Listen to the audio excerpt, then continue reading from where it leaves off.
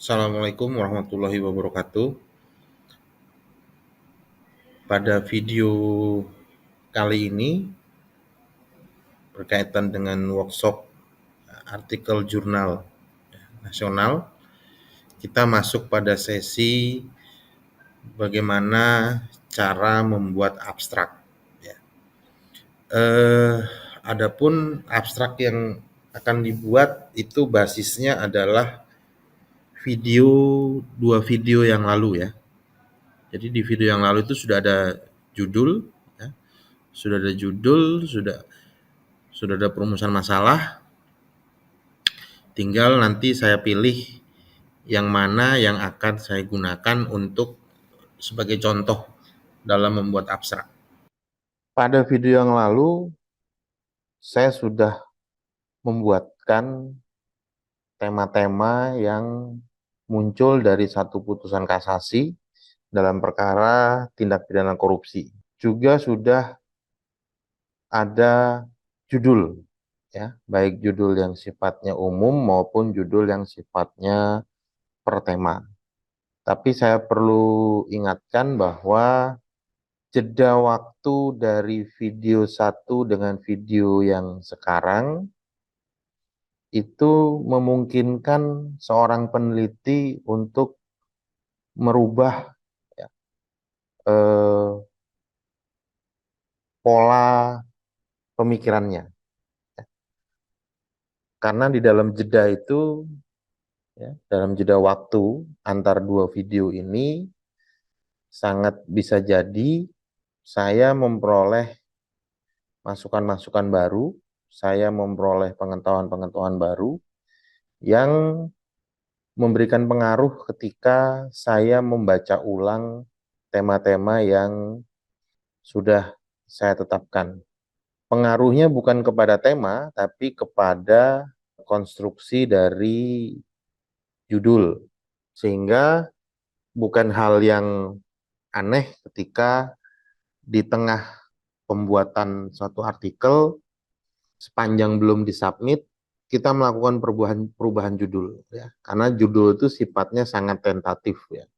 Sepanjang tidak menyimpang dari rumusan masalah yang sudah ditetapkan. Memang kalau rumusan masalahnya berubah, maka judulnya pasti berubah. Sesuai dengan video-video tentang penulisan artikel, ada playlist metode penelitian, judul sangat dipengaruhi oleh rumusan masalah. Pada kesempatan hari ini, saya akan mempraktekkan cara membuat abstraknya.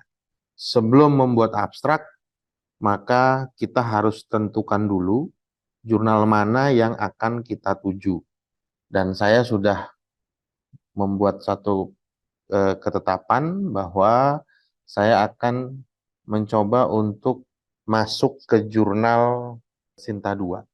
Maka kita harus buka dulu, ya, jurnal Sinta 2-nya, dan kita lihat ketentuan-ketentuan yang ada di sana, kemudian dikorelasikan dengan judul yang sudah kita buat, tema yang sudah kita buat, cocok atau tidak.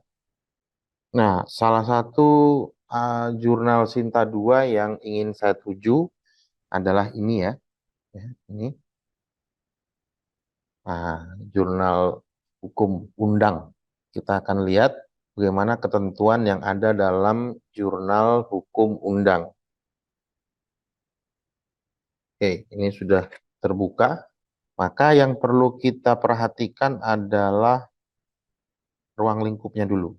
Jurnal hukum undang membuat dua ruang lingkup, ya. Ruang lingkup yang pertama tentang hasil penelitian atau pengkajian hukum. Ruang lingkup yang kedua adalah artikel tentang ulasan tokoh atau pemikiran hukum. Ini jurnal undang ini sudah Sinta 2. Nah, kita harus perhatikan ini, ya, kalimat ini. Undang jurnal hukum mengakomodasi semua kajian tentang dinamika dan perubahan sosial, ya. Jadi fokusnya di dinamika dan perubahan sosial yang berkaitan atau dikaitkan dengan hukum. Karena itu, kajian hukum secara normatif atau ilmu hukum dogmatik filosofis atau filsafat hukum, empiris atau sosiologi dan antropologi hukum, dan terlebih melalui studi interdisipliner dan perbandingan atau komparasi sangat diperkenankan. Maka fokus dari jurnal undang ini adalah dari frasa dan terlebih melalui studi interdisipliner dan perbandingan atau komparasi. Sangat diperkenankan. Kata terlebih ini menunjukkan bahwa dua model artikel memiliki posisi diutamakan. Karena ini sangat diperkenankan. Jadi terlebih ini mengacunya ke sini. Ya. Nah, sehingga kita harus kembali melihat apakah judul yang sudah kita tetapkan tadi kompatibel nggak, fit dan proper nggak dengan ini. Jadi bukan berarti ketika kita sudah bikin judul, main masukin saja ke jurnal gitu ya, tanpa memperhatikan skupnya, ruang lingkupnya. Ini wajib diperhatikan. Sehingga ketika bunyinya seperti ini, maka saya akan kembali mengkoreksi judul-judul yang ada yang sudah pernah saya buat. Oke, kita lihat kembali kepada judul. Ya, ini.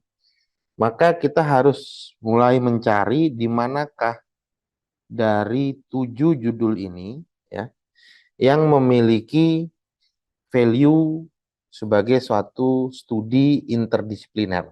Tapi sebelum masuk ke judul, maka saya akan mencoba untuk memilih dulu ya. Dari 6 ini mana yang akan saya gunakan? Mana yang akan saya pakai sebagai tema dari penelitian? Setidaknya tema itu buat saya gitu ya, buat saya adalah tema yang kemungkinan besar orang tidak membahas. Kalau tema ini saya sudah pernah bahas ya di jurnal, saya lupa nama jurnalnya ya, jurnal Samudra kalau nggak salah. Ya, saya sudah pernah bahas dan di beberapa artikel internasional juga sudah pernah bahas. Jurnal ini kalau tema ini saya belum pernah bahas, tapi saya punya asumsi ada kemungkinan saya akan kekurangan referensi. Ya. Jadi saya belum berani untuk mengambil tema itu. Sama dengan tema 4, 5, dan 6, ini 5 ini sudah pernah saya bahas di beberapa artikel, walaupun objeknya berbeda ya. Kalau ini objeknya kan lebih pada keuangan desa. Ini belum pernah saya bahas 6 ya, tapi melihat uraiannya sangat bersifat normatif sehingga interdisipliner mungkin belum bisa masuk.